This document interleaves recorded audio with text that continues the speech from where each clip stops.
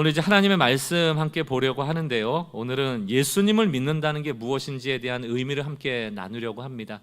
우리가 믿음 생활을 하지만 늘 믿음이라는 게 무엇인지 모호할 때가 많은데, 오늘 이 설교를 통하여서 예수를 믿는다는 것이 무엇인지 명확히 좀 알았으면 좋겠고, 좀 여러분 부탁드리기는 집에 돌아가셔서 한 주 동안 이 설교는 다시 한번 좀 들으시기를 권면을 드려요. 왜냐하면 예수를 믿는다는 것을 설명하기 위해서는 1년 12달을 해도 부족하죠. 그러나 오늘 아주 짧게 요약해서 많은 내용으로 설교를 전하기 때문에 여러분에게 조금 어렵게 느껴지거나 좀 지루하게 느껴질 수 있는데, 다시 한번 들으시기를 좀 권면을 드립니다. 예수를 믿는다는 것에 대한 의미를 우리 함께 나누려고 하는데요. 오늘 본문 말씀은 로마서 1장 1절로 7절까지의 말씀입니다. 로마서 1장 1절로 7절까지의 말씀, 우리 교독해서 읽을 텐데요. 제가 먼저 1절 말씀 읽고 교독하겠습니다.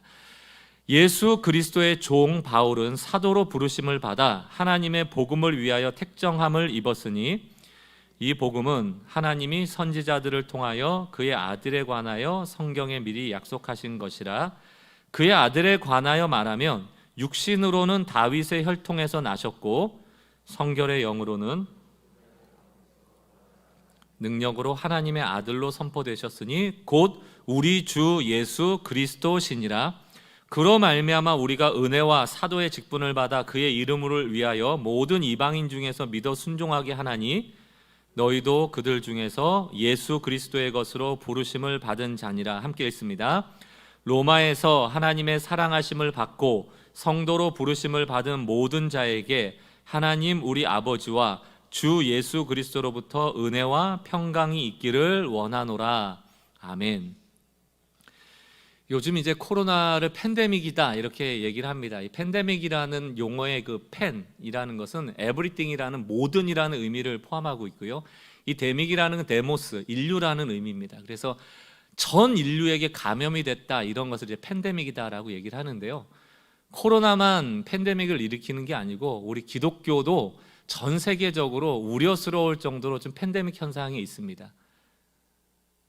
복음이 없어져 버린 기독교, 또 십자가라는 고난이 없어져 버린 기독교, 고난받기는 싫어하고 십자가의 희생은 따르지 않으면서도 늘 복을 원하는 그런 기복적인 기독교가 우리나라뿐만이 아니고 전 세계적인 기독교의 현상이라는 측면에서 이런 오염된 복음도 팬데믹 현상 가운데 있다라고 평가할 수 있을 겁니다.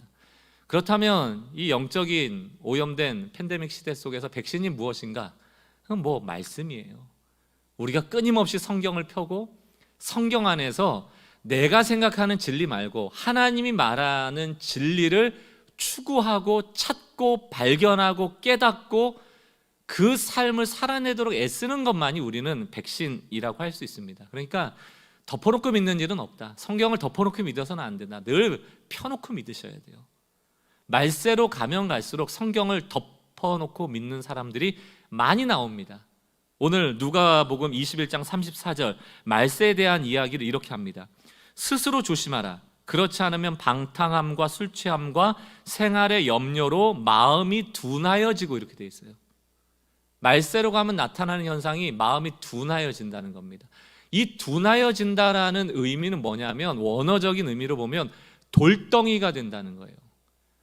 딱딱해진다는 겁니다. 마음이 복음에 대한 수용성이 사라져버리고 자기가 생각하는 자기의 아집과 고집으로 똘똘 뭉쳐져서 진리를 받지 않는 마음이 바로 둔하여진 마음이에요. 여러분 술 드셔서 취해보신 분 계세요? 알딸딸하잖아요. 방탕하다는 게 뭡니까? 절제하지 못하고 마음대로 쓴다는 것이거든요. 여러분 생활에 염려가 찾아오면 어때요? 막 밤잠 못 자고 그 염려가 나를 사로잡잖아요. 마비가 되잖아요. 그게 둔하여진다라는 표현입니다. 여러분 부자 청년이 예수님을 만나요. 예수님이 그 부자 청년에게 말씀하십니다. 그러나 부자 청년은 그 예수님의 말씀을 거절해요. 마음이 둔하여져서. 예수님이 뭐라고 말씀하세요? 너 부자니까 너의 재산을 팔아서 가난한 사람 나눠줘라. 예수님의 말씀이에요. 순종해야 됩니다. 그러나 부자 청년은 순종하지 않아요. 왜 순종하지 않을까? 왜 그 마음이 둔하여졌을까? 마가복음 10장 22절 그 사람은 재물이 많은 고로 이유가 나옵니다. 부자 청년 생각에 나는 재물이 많은데 이 재물을 잃어버리면 난 못 산다는 거예요. 그러므로 그 재물이 많다라는 생각이 나의 영혼을 둔하게 만들어서 예수님의 말씀을 듣지 않고 슬픈 기색을 띠고 근심하며 떠나갔다라는 얘기입니다. 여러분, 우리는 예수님의 말씀일지라도 그것을 그대로 수용하지 않고 내 생각과 내 명분과 내 상황에 맞춰서 각색하고 편집합니다. 지금 부자 청년은 재물이 많기 때문에 하나님의 말씀을 받지 않고요. 우리들도 예수님의 말씀을 고지고대로 안 받아들이는 많은 이유가 있어요. 뭐 재물 때문일 수도 있고, 때로는 오감을 만족시키는 그 탐욕스러운 정욕을 도저히 내려놓지 못해서 예수님의 말씀을 안 들을 때도 있고요. 때로는 미움과 분노가 나를 사로잡아가지고 예수님은 용서하라고 하지만 절대로 용서하고 싶지 않을 때도 있습니다. 마비되는 거예요. 제가 목요 기도회 중에 예전에 했던 제 설교 말씀을 인용해서 말씀을 전했었습니다. 지난주에 이런 내용이에요. 우리는 행복을 위해 삶의 일부분을 놓고 고민한다. 우리는 행복을 위해 삶의 일부분을 놓고 고민한다. 이게 무슨 얘기인가 하면 지금 당장 내 상황이 어떤가에 따라서 조금 좋으면 행복하다, 조금 어려우면 불행하다라고 느끼는 거예요. 일부분이에요. 그거 금방 지나갈 겁니다. 그런데 진정한 행복은 어디에 있는가? 삶의 전체를 붙들고 계신 하나님을 인정할 때 우리는 행복해질 수 있다는 겁니다. 지금 당장 좋은 일이 있어요. 행복한 것 같아요. 그러나 그 전체 인생 중에 하나님께서 저 인생 한번 내가 꼬꾸라뜨려야겠다, 교만해졌다 하면 언제든지 꼬꾸라지는 게 우리의 인생이라는 겁니다. 반대로 지금 당장 내가 좀 불행해 보여요. 그러나 하나님께서 합력하여 선을 이루심으로 내 전체 인생 속에서 나를 행복하게 이끌어 주시면 그 불행은 곧 행복이 될 수 있다는 거예요. 그런데 우리는 삶의 한 부분에 일희일비합니다. 지금 행복한 분 계세요? 지금 당장 좀 불행해 보이는 분 계세요? 그건 진정한 행복도 진정한 불행도 아닙니다. 우리의 행복은 전체의 삶을 붙잡고 계시는 하나님 아래 있을 때 비로소 가능해지는 것이죠. 사단은 늘 우리를 마비시키는 존재라는 걸 기억하셔야 돼요. 사단은 뭐 한다? 우리를 마비시킨다. 우리의 시야를 좁혀서 다른 것을 못 보게 만들어요. 우리가 성경을 편다는 게 뭔가? 우리가 성경을 펴고 기도한다는 게 뭔가? 오늘 예배하러 왔다는 게 무엇인가? 그것은 사단이 우리를 마비시켜 놓은 그 마비된 영적인 감각을 다시금 풀어놓는 겁니다. 예배 안 드리면, 기도 안 하면, 말씀 안 보면 마비된 채 살아가는 거예요. 사단의 독이 우리에게 들어와도 마음이 둔하여져도 깨닫지 못하고 예수의 말씀을 거절하고 저항하면서 살아가는 것을 마땅히 여기며 불행하게 살아갈 수밖에 없는 것입니다. 그러므로 말씀과 기도는, 예배는, 찬양은, 감사는 마비된 우리의 영혼의 해독제 같은 거예요. 제가 그림 하나 보여드릴게요. 이거는 한 책에서 보고 여러분들에게 소개해드리는 내용입니다. 그 책에서는 이렇게 설명을 하지 않지만 제가 이 책을 보고 영적으로 좀 해석을 해본 거예요. 지금 여러분 왼편에 노란색이 중심의 시좌의 그림이고요, 오른쪽 초록색 그림이 변방의 시좌의 그림입니다. 시좌라는 것은 내가 보는 자리, 내가 어디서 보고 있는가에 대한 그림이에요. 여러분, 우리가 살아갈 때 시야는요 거의 대부분 비슷해요. 여기 못 보잖아요. 이쪽은 여기 못 보죠. 우리가 볼 수 있는 거는 이 정도밖에 안 돼요. 시야는 늘 이렇습니다. 그러나 왼쪽 편에 노란색에 여러분들이 중심의 시좌를 가지면요, 볼 수 있는 데는 밑에 부분밖에 안 돼요. 내 중심, 내 문제에 집착하면 할수록 우리가 볼 수 있는 영역이 좁아지는 반면에 한 걸음 물러서서, 저는 이것을 영적으로 말씀의 객관성 아래, 말씀의 진리로 물러나서 보면 더 많이 보여지는 겁니다. 이전에 보지 못하는 게 보여지기 시작해요. 중심의 시좌에서는 이게 문제고 내가 불행하다고 여겼지만 조금 물러서서 말씀의 시좌에서 보면 아니구나, 하나님이 함께 하시구나를 볼 수 있어요. 사단은 늘 우리를 노란색 중심의 시좌로 몰아갑니다. 저걸 점점점 마비시켜서 더 축소시켜서 지금 당장 우리 앞만 보게 만드는 게 사단의 전략이에요. 일희일비. 오늘 예수를 믿는다는 게 무엇일까를 우리가 함께 나눌 때 이렇게 장황하게 서론을 이야기하는 이유가 뭐냐? 얘기를 해도 마음이 둔하여지면 받아들이질 못해요. 기도하는 마음으로 오늘 이 설교를 들으시면 좋겠어요. 이 복음 설교를 할 때는요, 제일 지루해요. 다 안다고 생각하기 때문이에요. 이론이라고 생각하기 때문입니다. 그러나 이것이 우리를 살리는 기준이기 때문에 여러분들이 스스로 설명할 수 있을 정도로 명확하게 하지 않으면 늘 이 말세 시대에 둔해진 마음속에 미혹받기가 쉬워요. 그래서 주여 진리를 알게 해주시고 이 둔해진 마음, 딱딱해진 마음, 돌덩이 마음을 좀 녹여주시고 오늘 예수를 믿는다는 의미를 깊이 깨달아 알아 예수를 더 잘 믿는 은혜의 역사가 오늘 있길 바랍니다. 이런 기도가 여러분 마음 가운데 있길 바라요. 고린도전서 1장 21절 세 번역으로 제가 읽어볼게요. 이 세상은 그 지혜로 하나님을 알지 못하였습니다. 하나님의 지혜가 그렇게 되도록 한 것입니다. 하나님께서는 어리석게 들리는 설교를 통하여 믿는 사람에게 구원하시기를 기뻐하신 것입니다.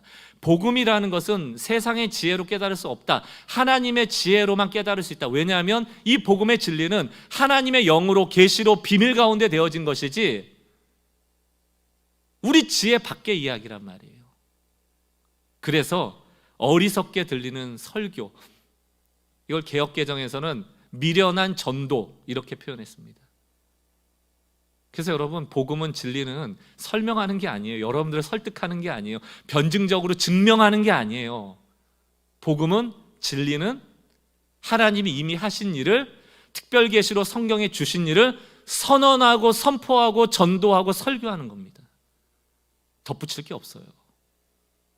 그거 자체가 진리고 하나님의 영이 그것을 받아들이게 하는 겁니다. 오늘 이 자리에 성령이 여러분의 마음을, 그 돌 같은 마음을 깨주셔서 예수를 믿게 되어지는 은혜의 역사가 있길 주의 이름으로 축원합니다. 오늘 예수님을 믿는다고 할 때의 의미를 사도신경을 통해서 좀 보려고 합니다. 지난주에도 저희 사도신경 한 구절을 외웠잖아요. 첫 번째 구절이 이거였습니다. 한번 우리 같이 읽어갔으면 좋겠습니다. 전능하사 천지를 만드신 하나님 아버지를 내가 믿사오며. 전능하사 천지를 만드신 하나님 아버지를 내가 믿사오며. 우리가 믿어야 될 게 뭐예요? 하나님은 전능하시다. 하나님은 천지의 창조주이시다. 또한 하나님은 그 전능하고 천지를 만드신 온 우주의 주인이 바로 나의 아버지시다. 이 세 가지가 사도신경 첫 번째 믿어야 될 하나님 아버지에 대한 믿음이고요. 오늘은 두 번째 줄이에요. 같이 한번 읽어보길 바랍니다. 같이 한번 읽겠습니다. 시작. 그 외아들 우리 주 예수 그리스도를 믿사오니. 그 외아들 우리 주 예수 그리스도를 믿사오니. 이걸 끊어서 얘기하면요, 나는 예수가 그 외아들임을 믿습니다. 나는 예수가 우리 주임을 믿습니다. 우리는 예수가 그리스도임을 믿습니다. 이게 나눠서 해석이 가능합니다. 그래서 오늘 이게 굉장히 짧은 고백 같지만 성경의 기독론이라고 하는 핵심 복음은 다 들어있는 고백이에요. 이 고백을 할 때 우리에게 구원이 주어지는 것입니다.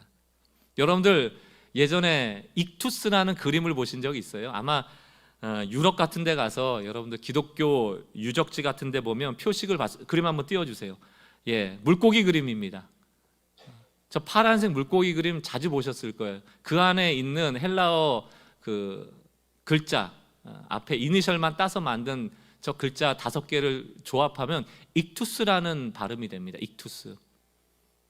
익투스라는 게 뭐냐 하면 하나하나 좀 설명을 드려볼게요. 처음에 익투스의 첫 자는 예수라는 발음이고요, 의미는 예수라는 뜻이에요.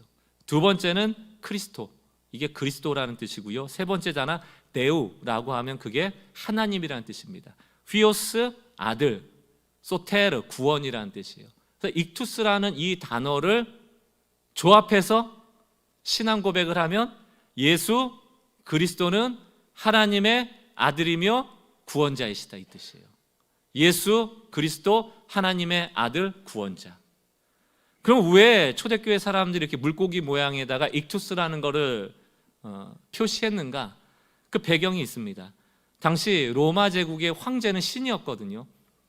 그 황제만을 큐리오스라는 주라고 불렀어야 되는데 예수 믿는 그리스도인들은 예수를 주라고, 예수를 왕이라고 여기니까 로마에서 핍박이 심했습니다.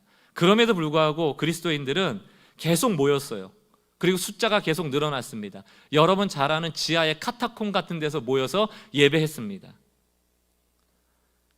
근데 은밀하게 모여야 되기 때문에 신호가 필요했어요. 자기들의 고백인 예수 그리스도 하나님의 아들 구원자이심을 표현하기 위해서 물고기를 뜻하는 익투스라는 단어에 자기의 신앙 고백을 담아서 표식을 한 거예요. 그래서 이 물고기 모양이 있는 방향을 쫓아가면 모이는 장소가 있다거나 그리스도임을 알게 한다거나 하는 자기들의 신호가 되었던 것입니다. 그만큼 초대교회로부터 내가 믿는 것이 무엇이냐, 너가 믿는 예수가 무엇이냐라고 얘기할 때 지금까지 동일한 고백, 그게 뭡니까? 예수 그리스도 하나님의 아들 구원자가 되신다. 이 고백이 우리를 구원하는 고백이라는 것이에요. 매우 중요한 고백입니다. 오늘 이 짧은 고백을 하나하나 좀 나눠서 여러분들이 그 의미를 정확하게 좀 알도록 설명하기를 원합니다. 자, 사도신경에서 그 외아들 우리 주 예수 그리스도라고 고백하고 그것을 믿는다라고 얘기하고 있는데, 첫 번째 그 외아들이라는 의미부터 먼저 설명을 하려고 해요. 그 외아들 우리 주 예수 그리스도, 그 외아들, 이게 굉장히 중요한 의미를 내포하고 있어요. 외아들이라는 것은 독자라는 의미 아닙니까? 아들이 하나라는 뜻인데 그런 의미가 아니에요. 그냥 여러 외아들이 있는데 그 중에 예수님도 하나의 외아들이다, 이런 의미가 아니고요. 여기서 외아들이라는 것 앞에 붙은 그가 중요해요. 외아들이 아니고 그 외아들이다. His only son 이렇게 돼 있거든요. His라는 단어가 대문자 H가 돼 있다면 그 하나님을 얘기하는 겁니다. 그 외아들이라는 뜻은 하나님의 외아들이라는 의미예요. 일반 외아들과 다른 의미입니다. 그래서 우리가 이제 교리교육, 그러니까 성경을 교육할 때 예전부터 썼던 요리문답, 교리문답이 있는데 하이델베르그 요리문답이라는 게 있습니다. 여기 33번 질문이 뭐냐면 이런 질문이에요. 우리 역시 하나님의 자녀인데 그분을, 왜 예수님을 하나님의 독생자라고 부릅니까? 이렇게 질문이 돼 있어요. 이게 무슨 얘기입니까? 우리도 예수 믿으면 하나님의 자녀가 된다고 그러잖아요. 근데 예수님도 독생자, 외아들이라고 하면 하나님의 자녀니까 우리도 자녀고 예수님도 자녀인데 좀 다른 자녀입니까? 이런 질문이에요. 예수님도 하나님의 자녀된 우리 중에 한 분입니까? 이런 질문입니다. 여기에 대해서 정확하게 답을 하기 위해서는 요한복음 1장을 인용하는 게 가장 좋습니다. 요한복음 1장 12절 말씀 우리 같이 한번 읽어보도록 하겠습니다. 시작. 영접하는 자, 곧 그 이름을 믿는 자들에게는, 여기서 하나님의 자녀가 나오잖아요. 여기서 자녀는 children이에요. 그러니까 자녀들, 복수로 돼 있고 요 단어는 헬라어로 테크나 이래서 그냥 아이들, 자녀들, 아들, 딸 이런 걸 얘기하는 우리 육신의 아들, 딸들 있잖아요. 그런 자녀들을 표현하는 단어라고 한다면 그 밑에 요한복음 1장 14절에는 이런 말씀 있죠. 말씀이 육신이 되어 우리 가운데 거하심에, 말씀이 육신이 되어 거하신 분이 예수님이죠. 그의 영광을 보니 아버지 독생자의 영광이요 은혜와 진리가 충만하더라 할 때 아버지의 독생자라는 단어에는 only son이라는 단어를 씁니다. 이게 헬라어로도 노모게노스, 노모 유일하다, 게노스 혈통, 이 세상에는 존재하지 않는 혈통이다, 이런 뜻이에요. 그러니까 우리가 자녀된 것과 예수가 독생자라는 의미는 아예 다른 것이죠. 우리는 하나님의 자녀, 입양된 자녀이고 여기서 말하는 독생자라는 것은 하나님의 외아들이라는 의미를 갖고 있고요. 그 의미는 결론적으로 말씀드리면 이 예수는 곧 하나님과 동등한 분임을 믿는 거예요. 이게 신앙 고백입니다. 그 외아들이라는 뜻의 의미예요. 요즘 이제 막 자유주의 신학들이 판치고 그러니까요. 왜 하나님을 아버지라고 하냐 해서 어머니 하나님도 만들고요. 외아들, 왜 아들이냐, 왜 딸은 없냐 하고 이렇게 또 젠더 이슈로 이것들이 활용될 때가 많은데, 여러분 하나님의 아버지라는 뜻은 남자 여자라는 뜻을 말하는 게 아니고 하나님의 인격성에 대한 얘기예요. 그걸 상징적으로 얘기하는 단어고요. 외아들이라는 단어도 아들이 중요한 게 아니고 바로 그 외아들을 통하여 이 아들은 사람의 자녀와는 다른 하나님과 동등한 분임을 선포하는 겁니다. 그럼 우리가 사도신경에서 어떤 믿음을 가져야 돼요? 예수는 곧 하나님이시다. 그 얘기를 표현하는 단어입니다. 그럼에도 불구하고 예수님은 하나님이심에도 불구하고 하나님의 본체를 버리고 하나님과 동등됨을 취하지 않고 사람의 몸으로 오셔서 십자가를 지신 거예요. 섬김을 받을 만한 분이시지만 섬기기 위한 종으로 오시게 된 것입니다. 그래서 여러분, 여호와의 증인이라는 이단들이 늘 좀 이런 외아들이라는 표현을 악용합니다.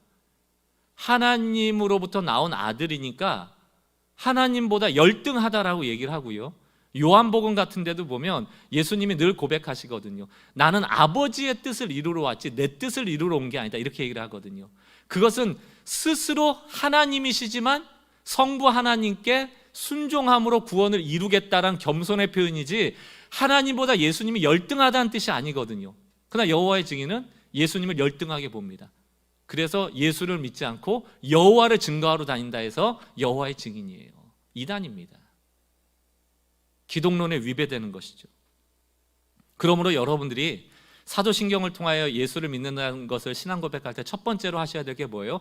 그 외아들을 믿는다는 것은 예수가 곧 하나님이심을 믿습니다라는 신앙 고백이에요. 두 번째, 그 외아들 우리 주 예수 그리스도를 믿는다라고 할 때 예수 그리스도라는 의미를 여러분 아실 필요가 있습니다. 우리가 예수 그리스도를 믿습니다 이렇게 편하게 얘기를 하잖아요. 그런데 이것을 좀 더 풀어 해석하면 예수 그리스도를 믿는다라는 것은 예수님이 그리스도이심을 믿습니다라고 표현하는 것이 더 정확합니다. 예수 그리스도라고 함축된 단어가 되어 있지만 이 함축된 단어가 내포하는 뜻은 예수님이 그리스도이십니다라는 뜻이에요. 그러니까 예수와 그리스도는 둘 다 이름이 아니에요. 예수는 이름이고 그리스도는 호칭입니다. 혹은 직분입니다. 달라요. 예수님이 그리스도임을 믿습니다라는 것이 예수 그리스도라는 단어가 내포하고 있는 뜻이에요. 먼저 예수라는 뜻부터 알아볼게요. 이름이죠. 마태복음 1장 21절, 아들을 낳으리니 이름을 예수라 하라. 이는 그가 자기 백성을 그들의 죄에서 구원할 자이심이다라. 이렇게 되어 있습니다. 예수라는 이름은 그 당시 흔한 이름이에요. 구약시대부터 이 이름이 많았습니다. 여호수아, 우리가 잘 알고 있는 여호수아라는 뜻은 여호와가 구원이시다라는 뜻이에요. 그 이후에 예슈아, 똑같은 단어예요. 예수, 똑같아요. 여호와가 나의 구원이시다. 그러므로 예수를 하나님께서 동정녀 마리아를 통하여 낳게 하시면서 그 이름을 친히 주시죠. 뭐라고 주십니까? 예수라 하라. 이는 자기 백성, 하나님의 구원할 백성을 죄에서부터 구원할 자라. 다시 말하면 여호와가 구원이시다라는 이름을 가지고 태어나는 거예요. 예수, 하나님 구원이시다. 그러니까 예수가 하나님이시니까 이분이 구원이시죠. 근데 여러분, 앞서 말씀드린 것처럼 이 여호수아, 예슈아, 예수라는 이름은 그 당시에 특별한 이름이 아니에요. 많이 쓰던 이름입니다. 그러니까 예수라는 이름이 붙었다고 해서 그 사람들이 다 구원자가 아니라는 얘기입니다. 심지어 많은 예수라는 이름이 있었지만 그들은 구원하지 못했죠. 그러니까 유대인들 입장에서는, 특별히 종교 지도자들 입장에서는 예수라는 사람이 나타났는데 그것도 갈릴리 나사렛이라는 정치 1번가도 아니고 경제 1번가도 아닌 어디 변방에 나타났는데 그 사람이 구원자라고 하니까 의아한 겁니다. 예수 이름도 평범하고 갈릴리 나사렛이라는 종래는 예루살렘과 같이 정치 1번가도 아닌데 그 변방에서 구원자가 나올 리가 없거든요. 그러니까 믿지 못하는 거예요. 차라리 좀 더 비범한 이름을 쓰시거나 예루살렘이라는 정치 1번가에서 태어나셨거나 아니면 유력한 자의 아들로 태어났더라면 아마 많은 종교 지도자들이 믿었을지 모르겠습니다. 그러나 예수님은 너무 평범한 자로 오셨어요. 왜 그러셨을까? 하나님이 그렇게 작정하셨기 때문입니다. 이사야라는 구약 성경에 이미 예수가 이렇게 평범하게 올 것에 대해서 예언이 되어 있습니다. 이사야 53장 2절, 그는, 우리가 기다리는 구원자는 주 앞에서 자라나기를 연한 순 같고, 연한 순이라는 건 뭐 힘이 있어요? 없죠. 마른 땅에서 나온 뿌리 같아서, 마른 땅에서 뿌리가 나와봐야, 드러나봐야 그거 뭐 살 수 있습니까? 지금 간당간당 하는 거예요. 줄기도 없고 가지도 굵지 않고 열매도 없습니다. 고운 모양도 없고 풍채도 없고 우리가 보기에 흠모할 만한 아름다운 것이 없다. 이게 누구예요? 예수. 너무 초라한 존재예요. 물론 갈릴리 나사렛이라는 동네는 어업을 했던 동네이기 때문에 풍요로운 동네였습니다. 그러나 로마가 많은 것을 착취해 갔기 때문에 가난한 동네였어요. 인간적인 눈으로 보면 그렇게 주목받지 못하는 존재입니다. 그래서 우리도 못 믿는 거예요.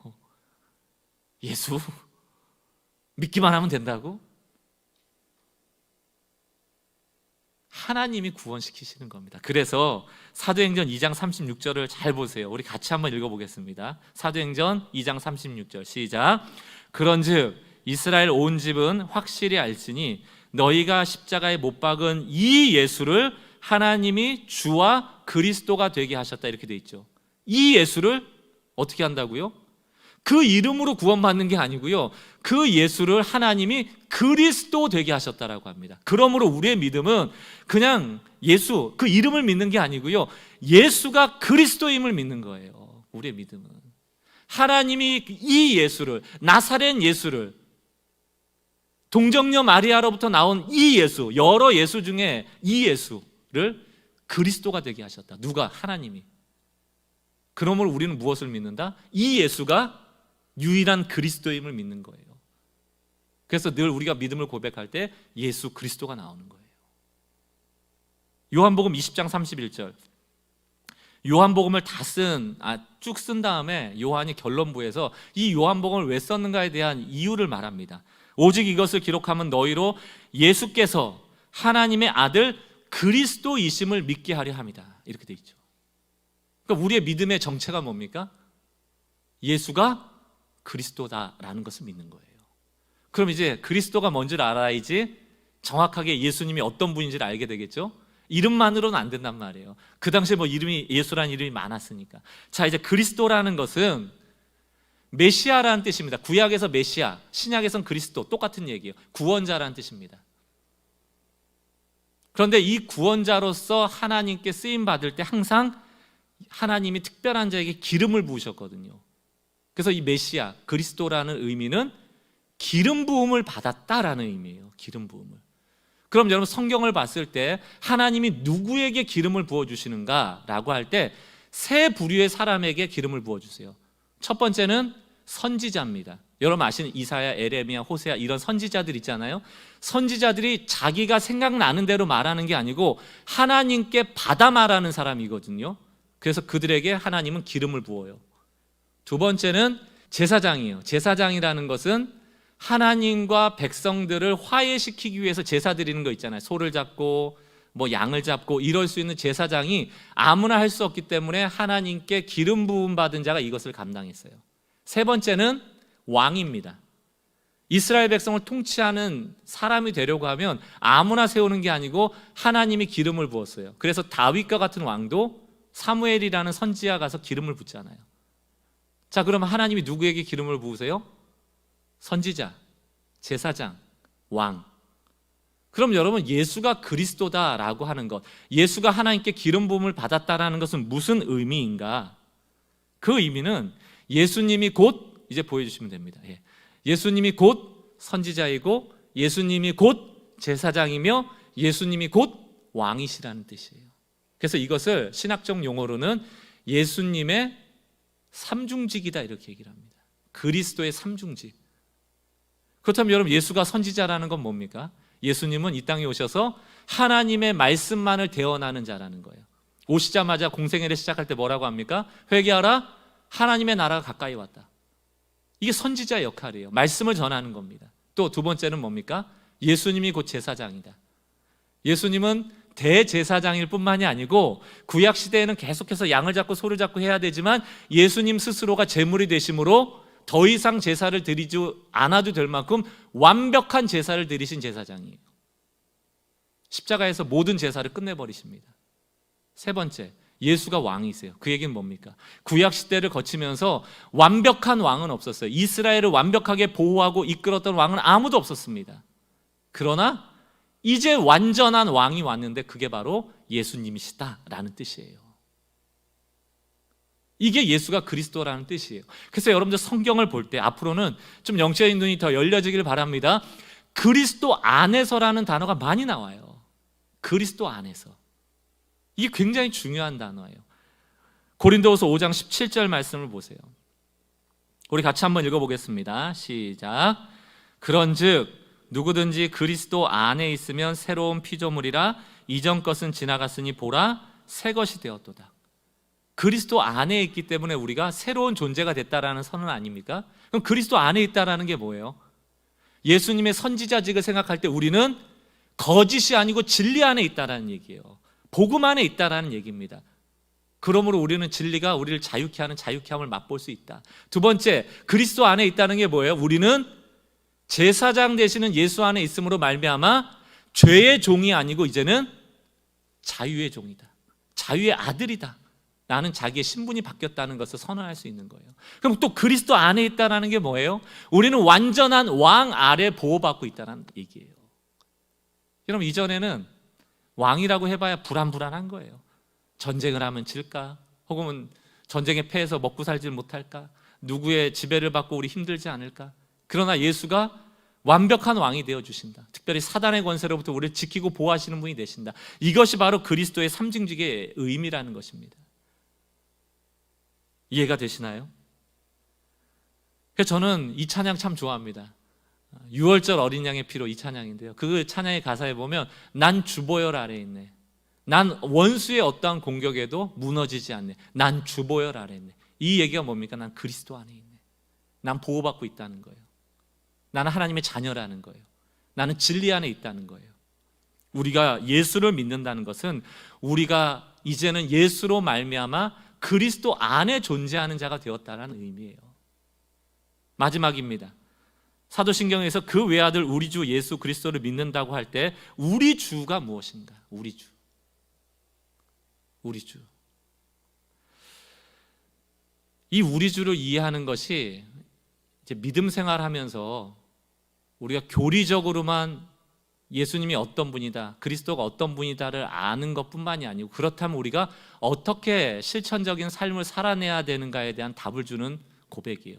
예수님이 우리 주다. 사도행전 2장 36절을 보세요. 우리 같이 한번 읽어보겠습니다. 시작. 그런즉 너희가 십자가에 못 박은 이 예수를 하나님이 주와 그리스도가 되게 하셨느니라. 그러니까 예수는 그리스도라고 우리가 믿지만 또 하나는 뭡니까? 예수가 주다라는 것을 믿는 거예요. 기독교가 전 세계적으로 오염된 팬데믹을 겪고 있는 이유는요, 기독론, 다시 말하면 기독교에 대한, 예수에 대한 교리적 이해가 약하기 때문이 아니에요. 어찌 보면 그리스도를 닮아가는 삶이 약화된 겁니다. 그거 왜 그런가? 우리가 예수를 그리스도라고는 이해하고 구원받았다라고 선언은 하지만 그건 반쪽짜리 신앙 고백이에요. 우리가 예수를 주라고 고백하지 않기 때문에 그래요. 예수가 주라는 게 무슨 의미일까요? 그건 내 삶의 주인이란 뜻이에요. 그러니까 우리가 살아가면서 우리가 명령을 듣고 순종해야 될 주인이 있다는 뜻입니다. 우리는 청직이라는 얘기예요. 그래서 자꾸 예수님이 나의 안에 거하라. 너희가 나를 떠나서는 스스로 아무것도 할 수 없다. 이게 바로 주님의 로드십, 주인됨을 인정하는 신앙 고백이거든요. 근데 우리는 예수가 그리스도야 라고 해서 구원은 받았다고 좋아하는데, 실제로 예수님이 내가 너의 주인이니까 나의 명령에 순종해라고 하면 싫어해요. 그러니까 늘 믿음이 반쪽짜리죠. 분명히 하나님이 이 예수를 주와 그리스도 되게 하셨는데 우리는 주를 빼버리는 거예요. 왜 우리는 예수님을 주로 여기지 않을까? 거기에는 우리 그 신앙의 기저에 깔려있는 불신 때문에 그렇습니다. 어떤 불신일까? 하나님이 선하심을 믿지 못하는 거예요. 하나님이 우리를 정말 사랑하고 계시다라는 것을 믿지 못하는 거예요. 왜 하나님께서 예수 그리스도를 통하여 하나님의 본체까지 다 내려놓고 하나님과 동등됨을 취하지 않고 인간이 돼서 십자가에 피 흘려 죽으심으로 우리에게 전하고 싶은 메시지가 뭐였냐고요. 여러분, 그 십자가를 통해서 받으시는 메시지가 뭐예요? 아, 저 예수를 믿으면 나 천국 간다. 그것만입니까? 예수님이 그 십자가에서 피 흘리시면서 우리에게 주시고자 하는 진짜 메시지가 뭐예요? 오늘도 유효한 메시지가 뭡니까? 우리 사랑한다는 거예요. 우리 사랑한다는 얘기예요. 그리고 요한복음의 표현으로 빌리면 나는 선한 목자다. 양을 지키기 위하여 목숨을 아끼지 않고 싸우는 선한 목자다. 우리가 하나님의 선하심을 믿지 못하기 때문에 저 주인을 악하다 여기기 때문에 순종하지 않는 겁니다. 편한 믿음만 갖는 거예요. 예수는 그리스도, 천국 간다. 그런데 예수가 주야. 그럼 그건 싫어요. 하나님 악해요. 하나님은 내가 손해보는 일을 시켜요. 난 순종할 수 없어요. 저렇게 순종하면 이 세상에 못 살아요. 바보 취급당해요. 결국 예수는 그리스도라고 고백하고 천국은 소유했으나 이 인생의 주인은 내가 되는 거죠. 게다가 오늘 사도신경을 다시 한번 보세요. 그 외아들 주라고 표현할 때 나의 주라고 되어 있질 않아요. 우리 주. 우리 주. 신앙은요, 예수가 그리스도라고 고백하는 그 고백은 제가 고백했다고 저희 아들들이 구원받는 게 아닙니다. 각자 고백해야 돼요. 여러분의 입술로 고백해야 되지만 여러분들이 각자의 입술로 예수는 그리스도입니다 고백하고 하나님의 자녀가 되는 순간 우리에게는 가족이 생겨요. 공동체가 자동으로 주어져요. 만약 우리가 나만 구원받기 위하여 신앙생활을 했다면 우리는 신앙생활을 올바로 할 수 없을 겁니다. 내가 나만 구원받길 바라고 영적인 가족은 원하지 않는다면 그건 결코 신앙의 올바른 모습이 될 수가 없어요. 우리 주거든요. 우리 주. 나만 잘 먹고 잘 살고 나만 즐겁고 나만 행복하고 내 가족은 힘들고 불행하게 살게 둔다면 그건 가족이 아니잖아요. 영적인 가족입니다. 우리 모두가. 그래서 쌍방의 책임이 있는 겁니다. 성경에서 자주 나오는 단어가 뭐예요? 서로 사랑하라. 서로. 여러분 누구도 일방적으로 사랑하다가 지치고 나자빠지지 않는 사람이 없어요. 그래서 우리는 서로 사랑해야 되는 거예요. 교회 사랑 없다고 말 좀 그만하세요. 그 사랑 받기만을 원할 때 하는 소리입니다. 왜 사랑 안 주냐고. 교회는 쌍방의 책임을 가진 거예요. 사랑이 없다고 느낀다면 여러분이 사랑하시면 돼요. 그럼 그 교회는 사랑 많은 교회로 변화될 겁니다. 왜 사랑이 없다라고 고백하지만 끝까지 사랑 없는 교회로 남을까요? 누구도 사랑 없다라고 얘기하지만 사랑하지 않기 때문이에요. 그래서 우리가 예수를 그리스도라고 믿는 믿음에만 머물러 있지 않고 예수를 주로 믿고 공동체라는 우리 주로서의 책임감을 가지는 성도로 우리가 세워져 가려면 반드시 기억해야 될 말씀이 있습니다. 성경은 예수가 그리스도야, 믿으면 구원 천국 가라는 말만 전하고 있는 게 아니고 항상 그러니까 너가 예수를 그리스도로 믿었다면 이제는 예수를 주로 믿고 이렇게 살아야 되라는 삶의 지침도 말하고 있단 말이에요. 고린도전서 15장 31절을 보세요.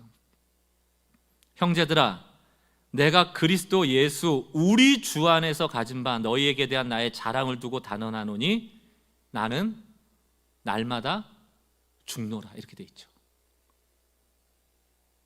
내가 죽는다는 것은요, 내가 유익을 얻지 못한다는 뜻이에요. 내가 죽는다는 뜻은 내가 손해보고 희생한다는 뜻이에요. 왜? 우리를 위해서, 우리 주니까. 사도 바울이 이런 얘기를 할 때 그냥 얘기한 게 아니잖아요. 어디까지 사도 바울이 고백했습니까? 내 구원을 취소시켜주고 내 혈육인 유대인을 구원해달라고 얘기를 하잖아요. 나는 날마다 죽노라. 나는 날마다 참노라. 나는 날마다 인내하노라. 나는 날마다 희생을 감수하노라. 사랑하는 성도 여러분, 가끔 이런 분들이 있어요. 누구 성도를 좀 돕습니다. 돈으로 물질로 도울 수도 있고 시간을 내어 도울 수도 있고 어쨌든 나의 에너지를 써야 되잖아요. 그러면 내 몸이 어떻게 됩니까? 피곤해지죠. 내 에너지가 빠져나가니까 힘들죠. 내 물질을 들여서 섬겼으니까 내 물질이 줄어들었죠. 당연한 거예요. 그게 신앙이에요. 우리는 자꾸 조금 돕고 섬기고 에너지 나가면 하나님께 자꾸 뭘 기도해요? 하나님 내가 하나 줬으니까 30배, 60배, 100배 결실을 나한테 달라는 거 아닙니까?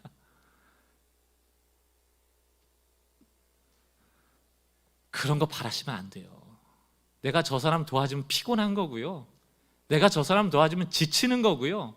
내 에너지 뺏기는 거고요. 내 물질 소모되는 거예요. 그게 신앙입니다. 그걸 인정하는 게 신앙이에요. 그것 없이 어떻게 희생합니까? 그래서 우리의 실천적 삶에서 날마다 이 고백을 해야 돼요. 나는 날마다 죽노라. 나는 예수를 그리스도임을 믿고 나는 예수가 주임을 믿기 때문에 나는 날마다 죽노라. 나는 사도 바울은 실천적 고백을 한 거예요. 또 예수님이 뭐라고 얘기하십니까? 누가복음 9장 23절 또 무리에게 이르시되 아무든지 나를 따라오려거든 나를 예수를 그리스도라고 믿는다면 너희 구원자라고 믿는다면 자기를 부인하고 날마다 제 십자가를 지고 나를 따를 것이라. 자기를 부인하라. 이게 예수를 주로 인정하고 그를 따르는 제자, 청지기의 삶이라는 겁니다. 우리는 예수를 그리스도라고 인정하지만 이런 거 싫어하잖아요. 자꾸 예외 조항을 넣잖아요. 제가 예전에 들었던 얘기입니다. 어떤 군인이 전쟁을 하다가 팔을 잃었어요. 그래서 그 군목, 그 군인들 중에 목사님이 그 군인을 위로하러 신방을 간 겁니다. 보니까 한 팔이 잘려 있죠. 그래서 이렇게 얘기를 합니다. 당신이 나라를 위해서 또 숭고한 가치를 위해서 또 국민을 지키기 위해 당신의 팔을 잃어버린 것에 대해서 참 안타깝게 생각합니다 라고 얘기를 했더니 이 군인이 참 위대한 고백을 해요.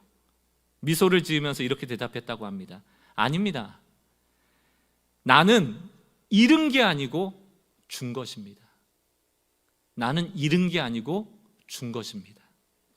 자기는 팔 하나를 잃었지만 더 많은 생명을 구원할 수 있었다라는 측면에서 자기의 이 팔 하나 잃은 사건을 해석하고 있는 건 아니에요. 나는 이 팔을 잃은 게 아니고 내 관점에서 보면 잃은 거죠. 그러나 더 대의적인 관점에서 보면 내 팔을 내어준 것으로 더 많은 생명을 살린 거예요. 예수님의 사역도 똑같습니다. 제가 예수님의 사역을 읽어볼게요. 정리했습니다.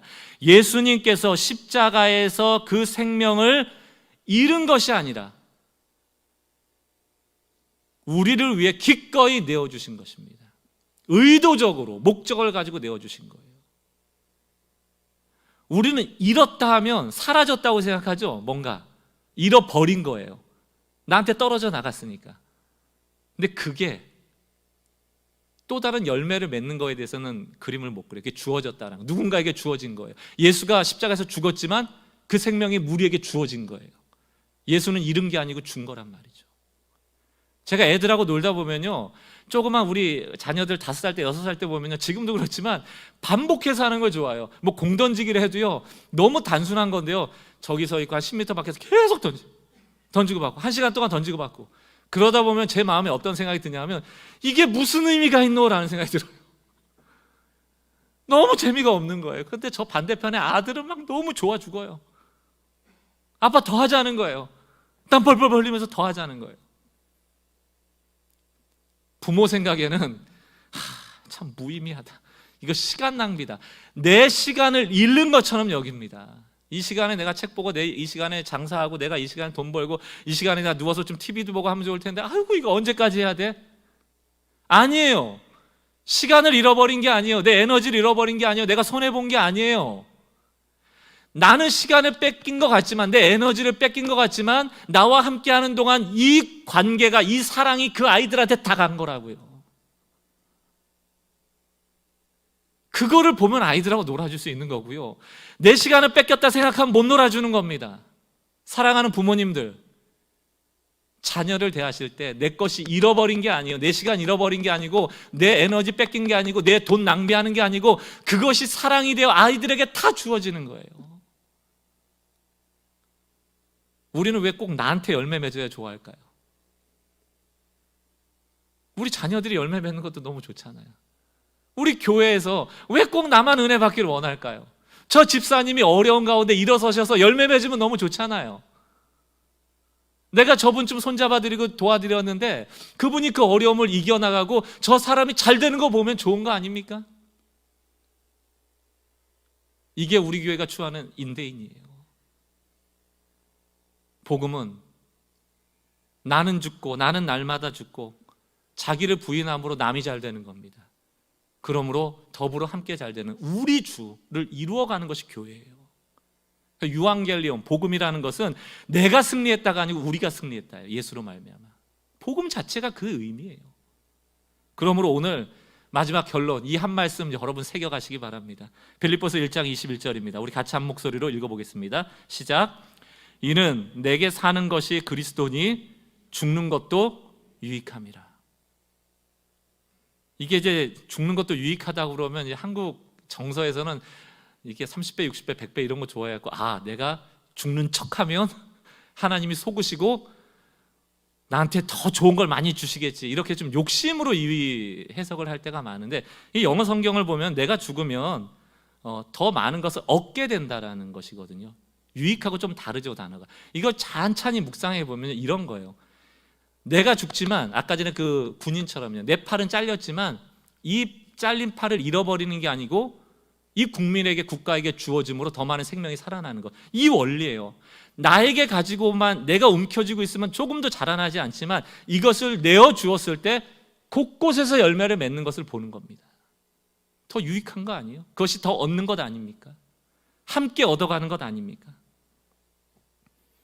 사랑하는 성도 여러분, 우리는 그 외아들 우리 주 예수 그리스도를 믿는 것입니다. 예수가 하나님인 것을 믿는 것이고요, 그 예수가 우리의 그리스도가 되심을 믿는 것이고요, 또 그리스도임을 믿는 것뿐만이 아니고 우리의 주인이 되심을 믿는 것입니다. 나만 잘 되게 하는 게 아니고 우리 영적인 가족을 함께 품고 살아가도록 하나님께서 우리에게 삶을 요구하세요. 그러기 위해서 어떤 마음이 있어야 됩니까? 나의 죽음도 유익함이라. 내 것을 버리면 더 얻는 것 되리라. 이런 영적인 역설을 기억하시고 예수님의 십자가를 늘 마음에 품고 이번 한 주 동안도 우리 가족을 위해서 넉넉히 죽어주세요. 허비해 주세요. 소비해 주세요. 그게 어디 안 갑니다. 고스란히 누군가에게 주어져서 그 상대방이 더 열매 맺는 일에 쓰여지게 될 거예요. 오늘 이 예수를 믿는 믿음을 통하여서 여러분의 삶의 여러 영역에서 열매 맺는 일들이 많아지기를 주님의 이름으로 축원합니다. 저희 교회에 인대인으로 참 많은 분들이 간증을 하시고 계시는데요, 여러분들도 한 분 한 분 일주일의 삶을 살아가면서 나는 날마다 죽노라, 자기를 부인하노라, 내가 죽음이 더 유익함이다라는 이 말씀 마음에 새기고 여러분의 삶에 다른 사람이 복되어지는 간증들이 많아지는 그런 간증의 주인공들 되시길 주님의 이름으로 다시 한번 축원드립니다. 하나님의 말씀 요한일서 5장 5절로 13절까지의 말씀을 통하여서 예수를 그리스도로 믿어야 되는 이유를 저희 같이 한번 나누도록 하겠습니다. 요한일서 5장 5절로 13절 한 절씩 교독하겠습니다. 5절 제가 읽습니다. 예수께서 하나님의 아들이심을 믿는 자가 아니면 세상을 이기는 자가 누구냐? 이는 물과 피로 임하신 이시니 곧 예수 그리스도시라. 물로만 아니요 물과 피로 임하셨고 증언하는 이는 성령이시니 성령은 진리니라. 증언하는 이가 셋이니 성령과 물과 피라. 또한 이 셋은 합하여 하나이니라. 만일 우리가 사람들의 증언을 받을진대 하나님의 증거는 더욱 크도다. 하나님의 증거는 이것이니 그의 아들에 대하여 증언하신 것이라. 하나님의 아들을 믿는 자는 자기 안에 증거가 있고 하나님을 믿지 아니하는 자는 하나님을 거짓말하는 자로 만드나니 이는 하나님께서 그 아들에 대하여 증언하신 증거를 믿지 아니하였음이라. 또 증거는 이것이니 하나님이 우리에게 영생을 주신 것과 이 생명이 그의 아들 안에 있는 그것이니라. 아들이 있는 자에게는 생명이 있고 하나님의 아들이 없는 자에게는 생명이 없느니라. 함께 읽습니다. 내가 하나님의 아들의 이름을 믿는 너희에게 이것을 쓰는 것은 너희로 하여금 너희에게 영생이 있음을 알게 하려 함이라. 아멘. 이제 저희가 2부 예배 때 오늘 학습, 입교, 유아 세례 또 세례를 베풀게 됩니다. 특히 이제 세례라는 것은 예수를 그리스도로 이제 고백하는 것이죠. 나의 주인으로 고백하는 것입니다. 그리고 그리스도와 연합하는 사건이고 물세례를 통하여서 물에서 나는 죽고 예수로 살겠다라는 공적인 다짐입니다. 그래서 중요한 공적이라는 거예요. 개인적인 고백이기도 하지만 교회 공동체적으로 또 세상을 향해서 내가 예수를 믿노라 공적으로 선언하는 겁니다. 제가 세례식에 대해서 들었던 에피소드 중에서 늘 잊지 못하는 게 일본에서 있었던 세례식 이야기예요. 일본은 복음화율이 굉장히 낮습니다. 많이 믿질 않아요. 또 우상이 많은 나라입니다. 그 나라에서 교회를 다니고 복음을 듣고 내가 예수를 주인으로 섬기겠다, 예수를 그리스도로 믿겠다라는 세례에 참여한다는 뜻은 그 나라에 존재하는 수많은 우상을 포기하겠다는 선언이에요. 나는 어떤 우상도 따르지 않겠다. 나는 오직 예수만을 나의 주인으로 따르고 살겠다라는 공적인 선언이에요. 그래서 일본 그 세례식 때 아마 일본뿐인 것 같아요. 얼마나 그 세례 받는 인원이 적습니까? 근데 세례를 받는다고 하니까 지인들을 교회로 초대하는 거예요. 그 지인들은 예수 믿는 사람들이 아니잖아요. 근데 이 사람의 마음은 뭡니까? 내 삶의 환경 속에 있는 지인들, 가족을 비롯해서 친구들 불러서 나 이제 앞으로 예수만 믿을 거야. 이걸 선언하는 거예요. 이게 세례입니다. 공적인 선언이에요. 우리가 한번 적용해서 질문해 볼 필요가 있습니다. 여기 아마 세례 받으신 분들이 많을 텐데 요즘 같은 세상에 나 예수 믿어 막 떳떳하게 드러내고, 대학생들 학교 가서 나 교회 다녀, 나 예수 믿어, 그것을 공적으로 선언한다면 주변의 사람들이 나를 어떻게 평가할까? 그 평가가 두려운 시대가 요즘 시대입니다. 두렵지 않다면 그게 자랑스럽다고 왜 말을 못하겠어요? 왜 성경책에 신문지 싸가지고 다니겠냐고요. 부끄러운 현실이 있는 거거든요. 예수 믿으면 오히려 손해보고, 예수 믿으면 저 사람 믿을 만한 사람이다라는 평가보다는 오히려 조심해야 될 사람이고, 무슨 열광주의에 빠진 이상한 사람 취급을 받는 시대가 바로 이 시대 아닙니까?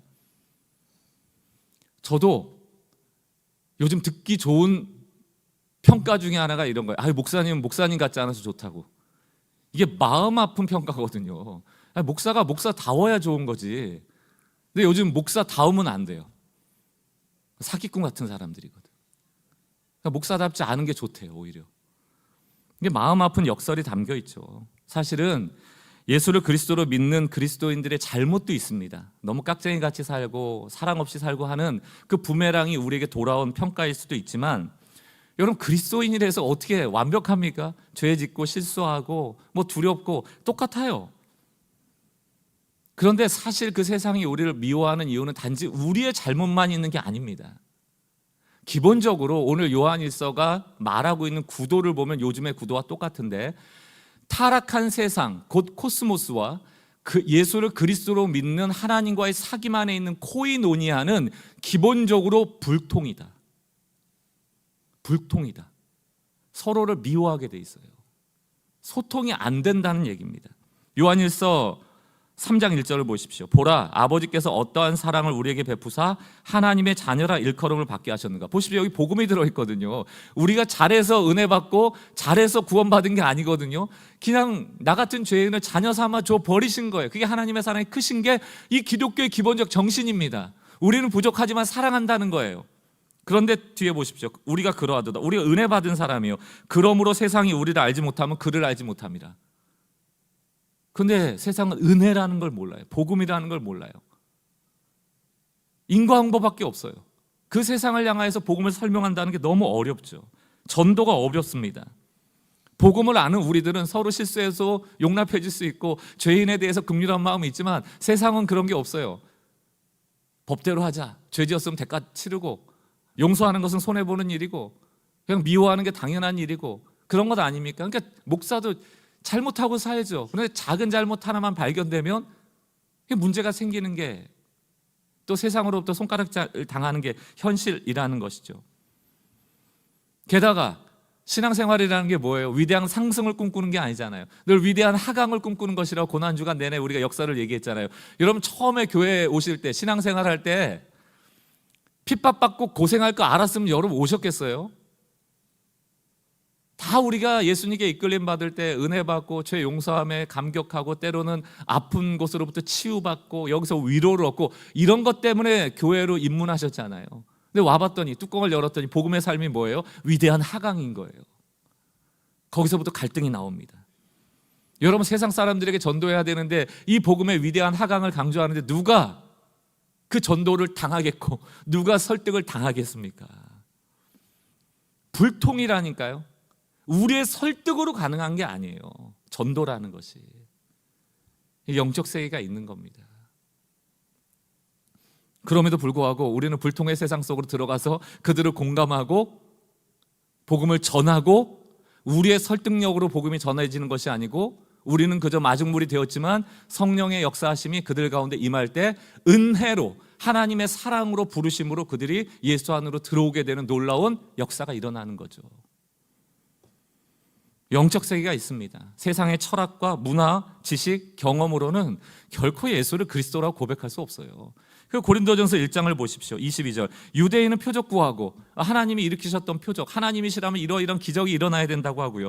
헬라인들은 철학 아닙니까? 지혜를 찾고 거기에 진리가 있다라고 보고. 23절. 우리는 십자가에 못 박힌 그리스도를 전하니 그 위대한 하강을 전하니 유대인에게는 꺼리는 것이요 누가 좋아하겠어요? 이방인에게 미련한 것이요 누가 좋아하겠어요? 24절. 부르심을 받은 자들에게 오히려 지혜도 없고 아는 게 없어서 그저 부르신 그 놀라운 영적인 은혜로 말미암아 십자가 가운데로 나온 우리들에게는 유대인이나 헬라인이나 그리스도는 하나님의 능력이요 하나님의 지혜다. 우리의 고백 아닙니까? 오직 영적인 일로만 가능한 일이에요.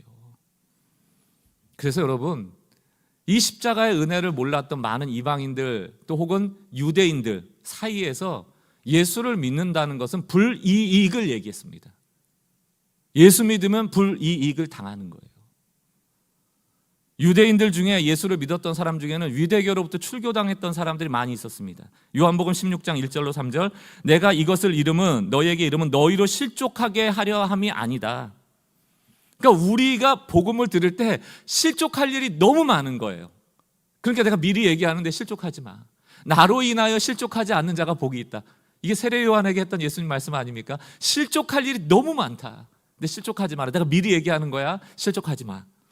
2절. 사람들이 너를 출교할 거야. 여러분, 유대교에서 출교라는 건요 굉장히 무서운 겁니다. 이 출교에도 3단계가 있었어요.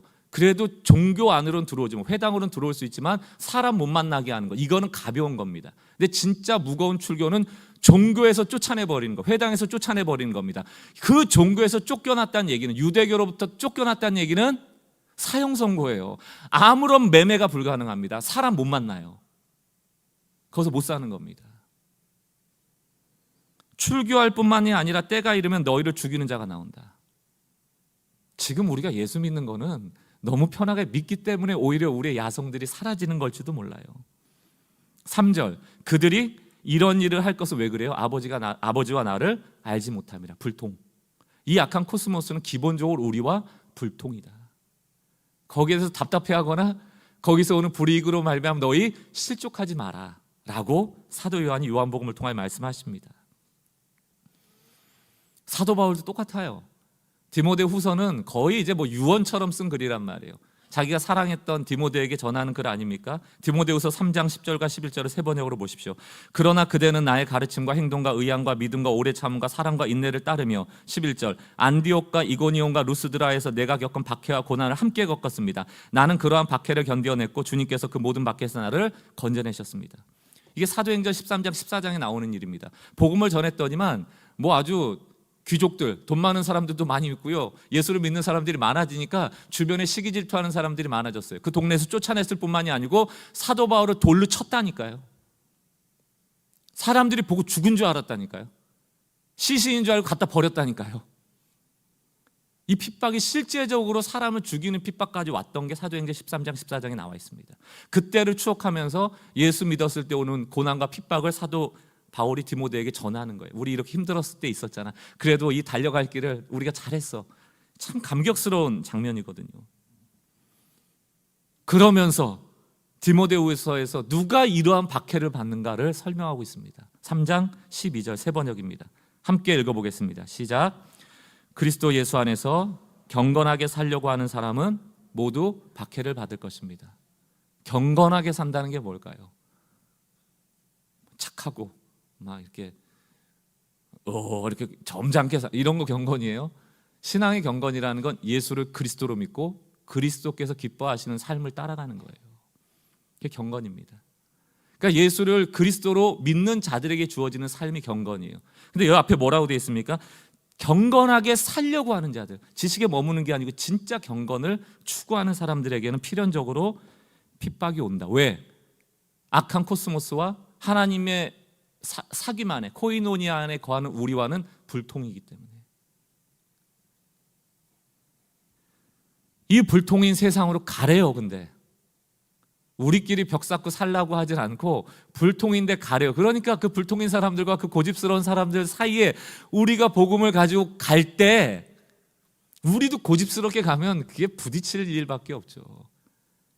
그 악한 코스모스가 악함을 우리가 인정하고 그들의 무지함을 인정하고 공감하고 긍휼히 여기고 사랑으로 들어가는 방법밖에 없는 거죠. 그러나 다른 세계적인 교회를 제가 다 분석할 수는 없지만 적어도 저도 오랫동안 신앙생활한 사람으로서 한국 교회를 보면 또 통계적인 자료를 보면 지금의 교회 안에서조차도 명목상 그리스도인이 너무 많다. 명목상 그리스도인, 이게 사실은 아이러니죠. 명목상이라는 것은 무늬만, 이름만 이런 뜻이거든요. 다시 말하면 어떤 페이퍼에 당신의 종교는 무엇입니까 하면 기독교에다 체크하는 거. 명목상 그리스도인, 이게 불가능하거든요. 그리스도인은 무슨 뜻입니까? 예수를 그리스도로 믿는 자. 근데 그게 무늬만이다? 이게 불가능하거든요. 근데 그게 지금 교회 안에서 가능해졌다. 그래서 통계 자료를 보니까요, 지금 가나안 성도가 우리 1000만 인구 중에서 30% 빠져나갔다고 치고요, 이제 교회 안에 남아있는 사람이 70%라고 생각을 하면 그 중에서 명목상의 그리스도인이 40%다. 그럼 47에 28 아닙니까? 28%.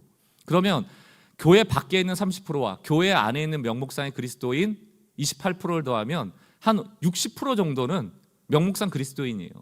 그럼 교회 안에 남아있는 정말 그리스도인으로서 이 박해조차도 감당하겠다는 사람은 40%. 저는 이것도 많은 수치라고 봅니다. 여기서 오해하지 마셔야 될 것은 가나안 성도라고 해서 다 명목상 그리스도인이라는 뜻이 아니에요. 오히려 그들도 뭔가 마음에 교회 안에 염증을 가지고 개혁의 의지를 가지고 살자고 나가신 분도 계실 겁니다. 여기에 통계 자료는 교회 안에 있는 인원만을 봤을 때를 지금 말씀을 드려서 지금 설명을 드리는 거, 오해 안 하셨으면 좋겠습니다. 명목상 그리스도인을요, 선교학에서는 이렇게 정의합니다. 예수 그리스도의 지상 명령을 수행하는데 동원할 수 없는 사람들. 이게 조금 과격하게 표현해 볼까요? 하나님 입장에서 보면 쓸데없는 사람들이란 얘기예요. 쓸데 있으려고 부른 건 아니지만 정말 우리가 쓸데 있는 존재가 돼야 되거든요. 왜냐하면 이거 생명과 관련됐기 때문에. 죽고 사는 일 아닙니까? 근데 죽고 사는 일에 관심이 없어요. 왜냐하면 죽고 사는 일에 관심 갖고 불통인 세상 속에 들어가다가 나에게 불이익, 핍박, 박해 싫거든요. 그러니까 명목상 그리스도인을 다른 말로 표현하면 어려움은 당하고 싶지 않은 그리스도인들입니다. 우리의 상황도 다르지 않을 거예요. 우리는 교회 지금 예배 드리시는 분들 중에도 명목상 그리스도인으로 뭔가 세례는 받고 예수는 그리스도라고 말은 하고 있지만 그의 삶에 참여하고 싶지는 않은, 그 이중성 속에서 고민하고 있는 성도들이 없지 않아 있을 거라고 생각합니다. 신앙을 사적인 것으로만 느끼고 나 혼자 성경 보고 나 혼자 예배 드리고 나 혼자 찬양하는 것, 그것으로 충분하다 여기시는 분도 계실지 모르겠어요. 그러나 신앙은 공적인 거예요. 그래서 곳곳에서 예전에 부흥이 일어났을 때는 교회 안에서 집회로서의 부흥이 아니었습니다. 그 은혜 받았던 사람들로 인하여 그 도시가 바뀌었거든요. 저희가 꿈꿔야 될 부흥이에요. 복음의 부흥이라는 제가 용어를 쓰는 것도 결국 우리의 부흥은 우리의 개인의 감정, 개인의 느낌, 은혜 받은 어떤 흔적, 이런 것을 추구할 것이 아니고 하나님의 역사하심으로 말미암아 우리의 입이 열리고 그 열린 입으로 복음을 전하고 그것이 우리의 가정을, 일터를, 도시를 바꾸는 그런 복음이 전파되어짐을 통하여 복음이 영향력 있게 퍼져나가는 그런 부흥을 꿈꿔야 되는 것이죠. 그런 맥락으로 보면 요한 1서의 이야기에 우리가 귀 기울여야 될 이유는 너무나도 분명합니다. 왜? 사도 요한은 오늘 예수를 그리스도로 믿어라, 그 삶을 살아내라 계속 얘기하잖아요. 사랑에 대한 이야기. 오늘 초대교회가 만들어진 지 이제 60년 됐던 이 시점에서의 초대교회와 지금 우리의 교회와는 다르지 않다. 똑같아요. 사람은 다 두려움 피하고 싶고 어려움 피하고 싶지 그 감당해서 복음 전하려는 사람들은 많지 않은 것 같아요. 그렇기 때문에 오늘 사도 요한이 아니다, 예수 정말 그리스도야, 너희가 믿어야 되고 그걸 전해야 되고 그게 주님 기뻐하시는 일이야, 우리에게 또 오늘 이렇게 말씀하시는 그 음성에 귀를 좀 기울여 봤으면 좋겠습니다. 오늘 사도 요한은 예수가 그리스도인 것을 믿도록 하기 위해서 특별한 단어를 하나 쓰는데 그게 바로 증거, 증인, 증언 이런 단어입니다. 증거. 증거라는 것은 법적인 용어로 보면 이런 겁니다. 법률에 적용할 사실의 유무를 확정하는 재료. 그러니까 이게 진짜냐 아니냐를 결정할 때 아주 결정적 역할을 하는 게 증거라는 거예요. 혹은 증인이라는 얘기입니다. 그러니까 지금 사도 요한은 예수가 그리스도야, 이거 진짜야 라고 우리를 설득하고 있다는 것이죠. 이 당시 이단들의 주장은 뭐냐면 이게 사단의 증언이죠. 늘 사단은 거짓을 말하니까 사실에 근거한 것이 아니고 늘 거짓에 근거한 주장들을 펼칩니다.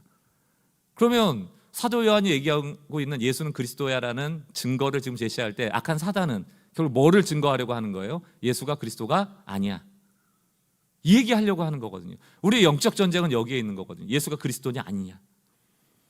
사단은 예수가 그리스도가 아니라는 거예요. 예수를 너의 인생의 주인으로 삼아서는 안 된다는 거예요. 절대로 복음대로 살지 말라는 겁니다. 너 손해볼 거고 위대한 하강에 위대한이라는 것은 없을 거고 너 문제 안 해결해 줄 거고 해결도 안 해주시는 신이 무슨 신이냐? 하나님을 저주하라고 할 것이고 지금이라도 내 인생을 너 스스로 주도하면서 세상 사람들의 목소리에 귀 기울이면서 신문도 보고 정보도 보면서 어떻게 하면 돈을 벌지 고민하면서 문화와 또 방법을 써서 수단과 방법을 가리지 말고 한 번뿐인 인생에 종교로 시간 낭비하지 마라. 계속 얘기할 겁니다. 예수에게서 벗어나라는 거예요. 예수 그리스도는 너의 주인이 아니다. 너의 주인은 너야. 지난주 우리가 불렀던 찬양의 가사처럼 예수로 충분하다. 사단은 뭐라고 얘기합니까? 예수로 불충분하다는 거예요. 이게 전쟁이에요, 우리에게. 이게 제가 막 급하게 얘기 드렸지만 다 우리 머릿속에 있는 생각들입니다. 기도 응답 안 될 때, 고난이 떠나가지 않을 때, 뭐 이런저런 핍박이 올 때, 우리가 해석할 수 없는 일이 올 때, 내가 통제할 수 없는 일이 올 때, 과연 예수가 그리스도인가? 그리스도라면 이렇게 돼야 될 텐데, 여기가 문제거든요. 내가 생각하는 게 이미 근거가 돼서 늘 하나님을 바라보거든요. 이렇게 되는 게 맞을 텐데, 이런 일이 이루어졌어야 될 텐데, 이게 맞는 건데, 우리가 늘 하나님보다 더 옳은 재판관이 돼 있거든요. 그렇게 하나님을 보니까 재판관인 나, 왕인 나의 뜻대로 안 되니까 하나님을 자꾸 의심하는 거거든요. 사도 요한 당시에 영지주의자들도 거짓 이단의 이론을 가지고 찾아왔습니다. 이들이 했던 이론은 뭐냐면 예수가 세례받을 때는 그리스도의 영으로 왔다는 거예요. 근데 십자가에서 죽을 때는 영이 떠나갔다는 거예요. 그래서 십자가에 죽은 그 예수는 하나님이 죽은 게 아니고 껍데기가 죽었다라고 주장하는 겁니다. 그래서 영지주의에는 십자가의 신학이 없어요. 왜 십자가의 은혜가 큽니까? 신이 인간이 됐을 뿐만이 아니고 신이 스스로 죽은 사건이거든요. 예수님은 완벽한 신이셨고 완벽한 사람이었거든요. 이래서 십자가가 나오는 겁니다. 위대한 하강. 하나님이 경계를 뚫고 인간이 되셨다. 우리도 그 복음적인 삶을 살아내야 된다. 이게 십자가의 신학이거든요. 영지주의에는 십자가가 없어요. 그러니까 사도 요한이 계속 뭘 얘기합니까? 너희는 이론이 있고 깨달음이 있지만 사랑이 없다.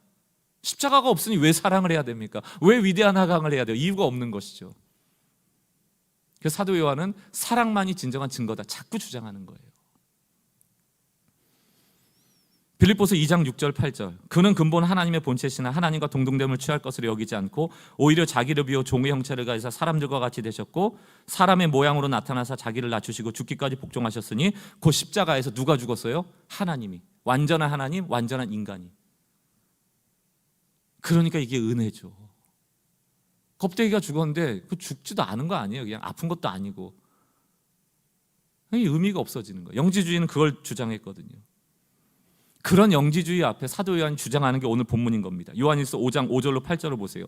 예수님께서 하나님의 아들이심을 믿는 자가 아니면 세상을 이기는 자가 누구냐?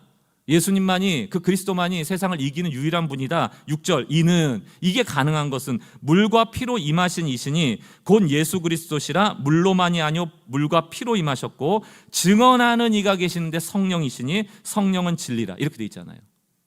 물과 피와 성령, 이게 증거예요. 이게 굉장히 난해 구절입니다. 난해 구절이지만 그 설명하는 맥락을 보면 공통점이 있어요. 십자가에서 죽은 게 진짜 하나님이 아니고 그냥 껍데기가 죽었다, 이걸 영지주의자들이 주장을 하니까 사도 요한은 직접 눈으로 보고 만졌던 사람 아닙니까? 성경에서 사도라고 적혀 있는 것은 제자랑은 달라요. 사도는 예수님과 함께 있었던 사람들, 보고 만지고 들었던 사람들, 그래서 12사도라고 얘기를 하는 거예요. 사도 요한은 직접 이 장면들을 목격했던 사람이에요. 물이 뭡니까? 물세례. 물세례 때 하나님이 비둘기와 같이 성령에 감동하셔서 뭐라고 얘기합니까? 이는 내 사랑하는 아들이다. 이게 무슨 뜻이에요?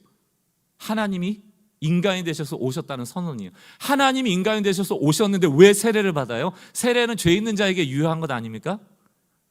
죄 없는 예수님은 세례를 받으실 필요가 없어요. 완전한 하나님이 오셨는데 앞으로 인류의 죄를 뒤집어 쓰는 죄의 대표성을 갖게 된 거예요. 완전한 신이 완전한 죄인이 될 준비를 하는 사건, 이게 물세례거든요. 그리고 나서 피는 뭡니까? 십자가에서 그 죄를 죽이는 사건. 그러니까 이 얘기가 계속 뭐냐 하면 진짜 하나님이셨다.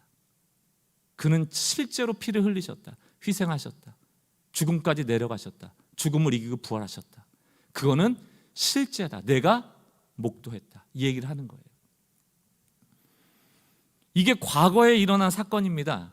사도 요한이 지금으로부터니까 60년 전 자기가 사도로서 예수님과 함께 다녔을 때 목격했던 사건이에요. 오늘은 사도 요한의 편지를 읽고 있는 에베소 교회의 그 당시, 그리고 오늘 우리가 이 요한 일서를 읽고 있는 이 당시, 오늘에도 똑같이 물과 피로 실제로 예수님이 완전한 인간이 완전한 신으로 우리를 구원하신 사건을 증언하시는 분이 계시는데 2000년 전에도 역사하셨고 지금도 역사하시는 우리 안에 계신 성령이 증인으로서 그 사실을 증언하고 있다. 요한복음 15장 26절을 보십시오. 내가 아버지께로부터 너희에게 보낼 보혜사 곧 아버지께로부터 나오는 진리의 성령이 오실 때에 그가 나를 증언하실 것이요. 그러면 성령은 어떤 영입니까? 예수가 그리스도임을 증거하는 증언자세요. 우리 안에 성령이 계시다. 이거 이렇게 감정적으로 느끼고 이런 것, 그 하나님의 영이 임할 때 우리가 통제할 수 없는 일들이 있을 수 있죠. 그래서 가장 먼저 성령이 하시는 일은 무엇인가? 왜 또 다른 보혜사로서 오셨을까? 예수가 그리스도야. 너의 삶의 주인이야. 우리가 위기를 당할 때도 믿지 않는 사람들은 그 현실을 바라봐요. 그러나 믿음의 사람들은 마음의 소리에 귀 기울입니다. 하나님이 무슨 뜻일까? 하나님이 이걸 어떻게 보고 계실까? 하나님이라면 어떻게 하셨을까? 복음적으로는 어떻게 결정해야 될까? 기도하면서 성령님 도와주세요. 알려주세요. 제가 어떤 마음을 가져야 됩니까? 우리는 그분과 소통할 수 있거든요. 예수가 그리스도임을 알려주는 분이 계십니다. 그리고 성령께서는 세상 끝날까지 이 예수가 그리스도임을 이 불통의 세상 가운데 나아가 증언하라. 무엇을 가지고? 사랑을 가지고. 이게 요한일서 결론이에요. 그때 내가 너와 영원히 함께 할 것이다. 우리는 밑도 끝도 없이 늘 함께 해달라고 합니다. 네, 마태복음 보면 분명하게 말씀되어 있어요. 세상 끝날까지 내가 너희와 함께 하는 이유는 세상 끝까지 너희가 복음을 들고 나갈 때야. 그러니까 명목상 그리스도인에게 왜 성령이 필요합니까? 박해받기도 싫고 핍박받기도 싫고 세상 가운데 나가기도 싫은데 우리에게 왜 성령이 필요하냐고요. 왜 하나님의 함께 하시면 왜 필요합니까? 그래서 종교화되는 거예요. 기독교가 결국 기복으로 가는 거거든요. 나만 도와주고 나만 잘되고 나만 축복받고 나만 성공하고 거기에 하나님을 쓰시려 하는데 그 하나님이 왜 그걸 도와주시겠어요? 우리 신앙의 의미는 예수가 그리스도임을 믿고 믿게 하려고 애쓸 때만 유효한 거라고 성경에서 말하고 있습니다. 그리고 나서 사도 요한은 하나님의 마음을 담아서 그 뒤에 부연 설명처럼 제가 봤을 때 절규 같은 고백인데요. 요한일서 5장 9절 세 번역으로 보겠습니다. 아니 우리가 사람들이 하는 증언도 듣잖아요. 여러분 법정에 가면 두세 사람의 증인이 필요하잖아요. 증인이 증거 아닙니까? 아니 세상 사람들의 증언도 받아들이고 사실이다 아니다를 규명하는데 하나님이 증언하신다니까 이 얘기를 하는 거예요. 지금 하나님이 증인이시지 않는가? 하나님이 말씀하고 있지 않는가? 그렇다면 이건 믿어야 되는 것 아니냐라고 지금 막 절규하고 있는 거예요. 하나님의 증언이 뭡니까? 이것이니 곧 하나님이 자기 아들에 관하여 증언하셨다는 겁니다. 어디에 있습니까? 신구약 성경 안에 다 들어있잖아요. 구약의 이야기, 선지자와 모세와 시편이 다 나를 향하여 있고 나를 향한 언약의 성취에 대한 이야기다. 성경책이 무슨 책입니까, 여러분? 여러분의 삶의 원리, 성공하는 비법, 뭐 기도하는 방법, 구원받는 원리 이런 거 가르쳐 주는 거예요? 예수가 그리스도다. 예수가 우리의 완벽한 메시아다. 그분 붙잡아야 돼. 그 한 지점을 향하고 있는 겁니다. 그러니까 하나님의 자기 아들에 관한 증언이 성경으로 가득한데 모든 계시가 여기를 향하여 있는데 여기에 관심 가져야 되는 게 맞지 않는가라고 사도 요한이 우리를 향하여 말씀하고 있는 것이죠. 여러분, 오늘 시간이 뭐 많지 않아서 제가 막 설교를 준비했다가 다 빼버렸지만 여러분들 나중에라도 정말 관심 있으면 성경의 역사성 같은 거 있잖아요. 또 예수의 역사성 같은 거, 그런 거 책도 한번 찾아서 읽어보시고, 인터넷만 치면 요즘 많이 나오잖아요. 여러분, 우리의 역사책에 나와 있는 우리 선조들의 역사보다도 성경의 역사가 발견된 게 더 많아요. 실제적으로도 뭐 여러분들이 한번 찾아보시면서 이 역사 때문에 내가 이해하고 믿는다 이런 건 아니지만 여러분들이 궁금하시면 찾아보시면 이게 충분히 역사적으로도 가치가 있다는 것을 알 수가 있을 겁니다. 무엇보다도 우리 안에 성령이 예수가 그리스도임을 증거하고 있고, 물과 피의 사건은 진짜였고, 하나님이 구약으로부터 이미 약속으로, 언약으로 가지고 있었던 약속의 성취다, 이 얘기를 계속 하고 있는 것이죠. 사랑하는 성도 여러분, 예수가 그리스도다, 이 믿음의 고백이 너무나도 우리에게 요즘 뭐 너무 당연한 거 아니야 라고 받아들여지지만, 이것만큼 중요한 고백이 없는 이유가 요한일서 5장 13절에 나와 있어요. 같이 한번 읽어보겠습니다. 요한일서 5장 13절 같이 있습니다. 시작. 내가 하나님의 아들의 이름을 믿는 너희에게 이것을 쓰는 것은 너희로 하여금. 그럼 요한일서 왜 썼습니까? 우리가 뭘 알라고? 영생. 요한복음도 그렇고 요한 1, 2, 3서도 그렇고 사도 요한에게 중요한 키워드는 뭐 거함이라든가 아니면 사귐이라든가 이런 단어도 있지만 영생, 생명이라는 단어가 굉장히 중요한 주제입니다. 왜 예수가 그리스도임을 우리가 포기하면 안 되고 세상 사람들을 향하여서도 이것을 전하는 일을 포기하면 안 되는가? 이게 옵션이 아니기 때문에 그래요. 그냥 우리가 살아가면서 있어도 되고 없어도 되는 일이 아니고, 이건 없으면 죽는 일이에요. 있어야만 사는 일이에요. 이거 생명과 관련된 일이에요. 너무너무 중요한 것입니다. 다음 주에 영생에 대해서 더 보겠지만, 예수를 그리스도로 믿는 거는 믿고 안 믿고 선택의 문제, 종교의 자유 뭐 이런 문제가 아니고요, 죽고 사는 문제라니까요. 너무너무 중요한 겁니다. 영생, 이게 우리가 오해해가지고 영원히 산다, 길게 산다라는 시간적 개념으로 이해하신다면 영생을 오해하는 거예요. 영생이라는 것은, 여러분 예를 들어서 내가 오래 사는데 병실에 누워서 150살까지 살아요. 사는 겁니까? 숨만 쉬는 거예요. 사는 거 아니잖아요. 영원히 사는데, 우리가 죽지 않고 사는데 하나님과 무관하게 살아요. 하나님과 단절된 채 살아요. 하나님의 복을 누리지 못하고 살아요. 그게 영생이에요? 그게 영생 아니에요. 그럼 무엇이 영생인가? 왜 영생인가? 하나님이 영원하시기 때문이고, 하나님의 영원성에 근거한 영원한 사귐이 있을 때 우리에게 영생이라고 말하는 거예요. 그럼 지금도 영생의 혜택을 누리고 있습니까? 누리고 있죠. 영원한 하나님과 연결되어 있기 때문에. 우리는 영원한 하나님과 함께 사귐의 역사를 지금도, 이후에도 연결되어 살아간다. 그것이 영생입니다. 그러니까 오늘도 우리 영생을 맛볼 수 있는 것이죠. 영원한 하나님과 연결되어 있기 때문에. 여러분, 생명이라는 단어, 제가 이번에 설교 준비하면서 이게 아주 특별하게 다가왔어요. 이게 살다라는 생자 아닙니까? 명이 무슨 명자입니까? 명령할 때 명자입니다. 그러니까 생명이라는 단어를 해석해보면 뭡니까? 살라고 명하는 것이라는 뜻이에요. 생명이 누구에게 있다? 우리가 스스로 살자, 난 살아야 돼 막 다짐하면 사라지는 게 아니고, 우리의 삶을 명하는 분이 계시다. 우리의 삶을 명하는 분이 계시다. 우리가 예배 드리기 전에 앞에 예배하면서 찬양하는 그 영광성의 찬양의 가사도 있잖아요. 잃어버린 생명, 죽어버린 예배, 잃어버린 소망, 회복하리라, 살게 하리라. 성경에서 회복하다 살다라는 하야라는 게 부흥이거든요. 리바이벌. 다시 생명을 준다는 뜻이에요. 누가?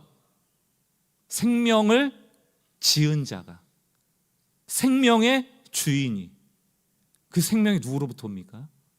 하나님부터 오는 거예요. 오늘도 우리가 살 수 있는 이유가 뭡니까? 살라고 하나님이 우리에게 명하시기 때문이에요. 그분에게 우리의 생명의 생사 여탈이 달려있는 것입니다. 근데 우리는 우리를 살게 하는, 우리를 살라고 명하는 그 명령하는 주인을 다른 주인으로 놓고 살아가지는 않는가? 하나님은 없어도 돈은 있어야겠다. 하나님은 없어도 명예는 있어야 되겠다. 하나님은 없어도 내 자존심은 살아야겠다. 하나님은 없어도 이것은 있어야 되겠다. 그게 바로 우리 주인이에요. 돈이 우리에게 명하고 있는 겁니다. 내가 있어야 너 사는 거야. 아멘. 그럼 우리 돈이 우리 주인 되는 거예요. 도대체 생명이 어디에 있는가?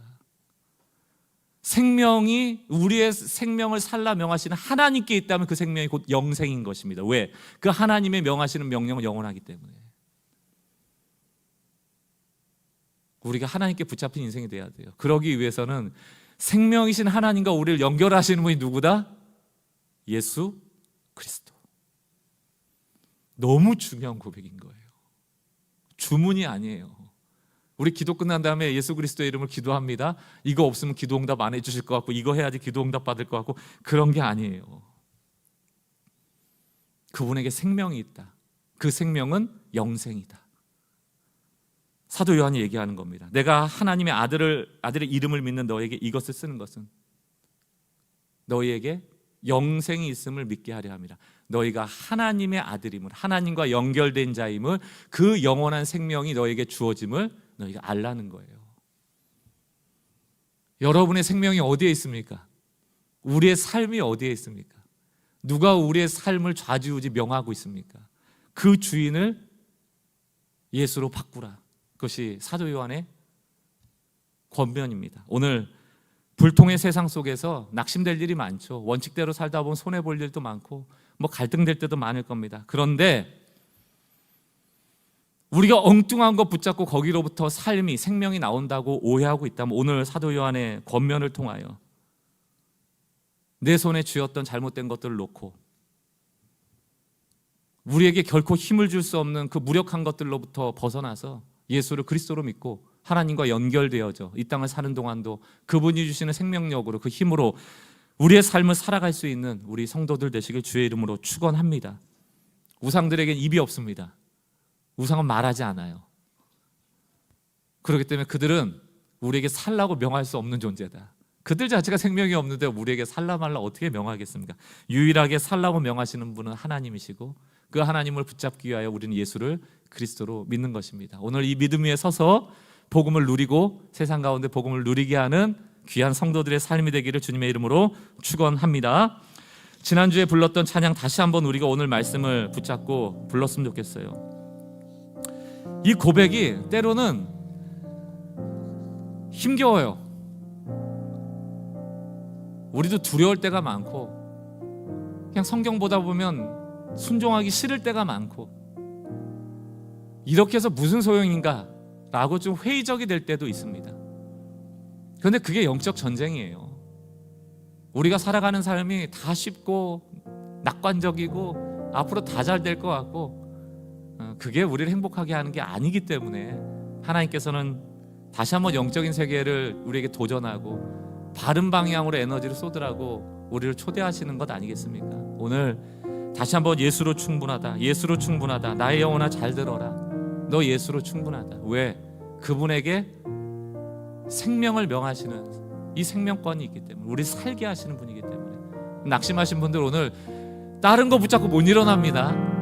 예수 붙잡고 일어나셔야 돼요. 오늘 손 내밀어서 일으켜주시는 그 주님의 손을 붙잡으시고 내 영혼이 들어야 됩니다. 전 이 찬양 가사 이게 제일 좋아요. 나의 영혼아 잘 들어라, 나의 영혼아 잘 들어라. 다른 소리 듣지 말고 너 예수를 그리스도로 믿는 너, 예수로 충분하다. 오늘 믿음의 고백이 주님께 기쁨이 되는 고백이고 내 영혼을 살리는 고백 되기를 주님의 이름으로 축원합니다. 함께 찬양하겠습니다. 나는 어린 양으로 승리하리라. 이미 승리하신 예수 나의 목자 되시니 나는 목자의 음성만 따라가리. 아멘. 주님 들려주십시오. 나를 이끄시는 대로 아멘. 주와 함께 가리라. 나의 의는 어떤 모양이라도 버리고 나를 자녀 삼으신 사랑에 감격하며 복음을 누리고 또 누리게 하는 자로 세상 속에서 교회 되리라. 교회는 예수가 주인 되십니다. 예수로 충분하다. 예수로 충분하다. 내 영혼아, 나의 영혼아 잘 들으라. 너 예수로 충분하다. 아멘.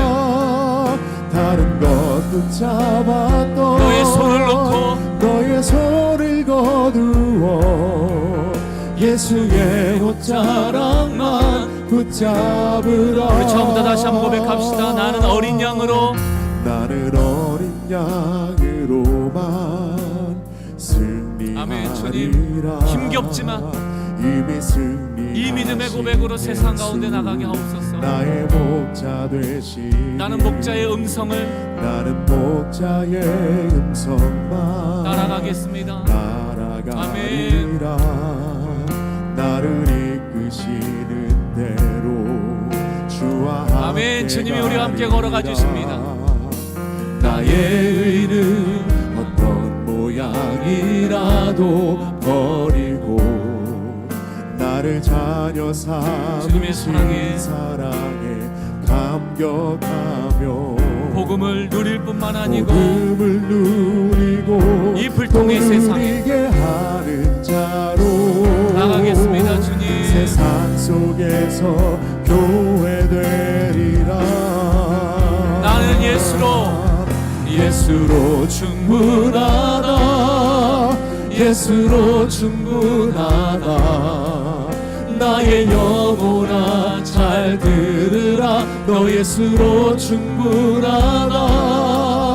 다른 것 붙잡았던 너의 손을 거두어 예수의 옷자락만 붙잡으라. 예수로 충분하다. 예수로 충분하다. 나는 예수로 충분하다. 내 영혼아 잘 들으라. 나의 영혼아 잘 들으라. 너 예수로 충분하다.